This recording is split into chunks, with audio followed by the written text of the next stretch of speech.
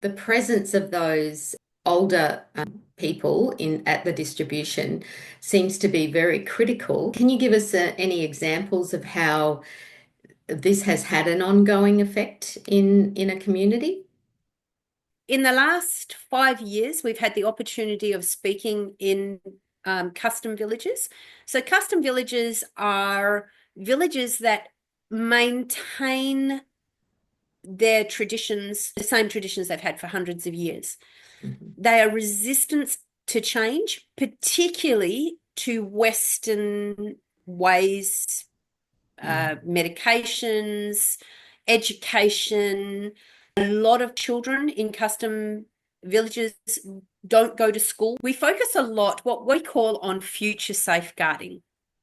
Mm. So, future safeguarding is not just within the time that we are there sharing about Days for Girls, distributing the kits and protecting not just our volunteers and people that are attending the education, but that then becomes something that is safeguarding them ongoing. So they're taking the information, it's establishing a change that is bringing about future safeguarding, but it's also walking gently. So we have this terminology of just walk gently. So I'll give you an example. We went into one custom village, and our leadership team went through the content of the talk that we were going to be presenting so that they understood exactly. So the chief identified certain things that could not be discussed. And it did take a large chunk out of what we were allowed to speak about. We weren't allowed to distribute kits on the first time that we were there, because they have their own culture around periods and what they do and what women are allowed to participate in.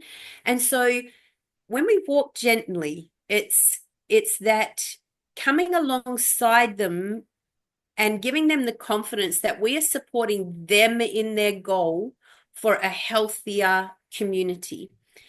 And so the next time that we went, because we honored the boundaries that were given to us, we were allowed to share the full education, Mhm. and we also did the Men Who Know, and that was fully taken on board by the chiefs and opened up all these discussions to do with appropriate ages for women to have children, and, and whether menstruation was actually the safest indicator of when a girl should start having children.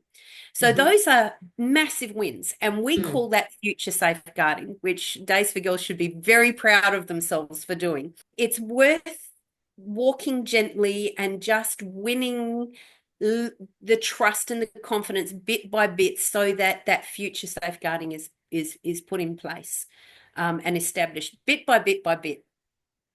That's Yeah. fantastic, Michelle. I love that phrase, future safeguarding. And I just Mm, think it's amazing that all of our endeavors to mm, make sure that our interactions with these other cultures are safe and that we keep our volunteers safe. It's such a mm, fantastic thing that this has an ongoing mm. effect and that it's bringing lasting change into these communities Yes. in a way that is acceptable and owned by those Mm, cultures. that's right. So thank you so much for sharing with us today, Michelle. I'm sure that that's been really helpful for our volunteers. Thank Oh, you. wonderful. Thank you very much for having me.